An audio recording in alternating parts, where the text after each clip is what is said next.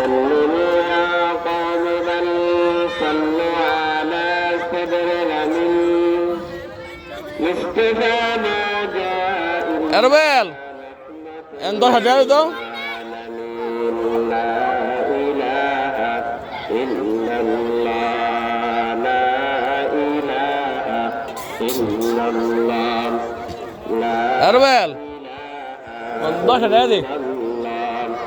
لا إله إلا الله لا إله إلا الله لا إله إلا الله أنا بوس كده ديش 40 টাকা لا إله إلا الله محمد رسول الله صلى الله عليه وسلم কেনে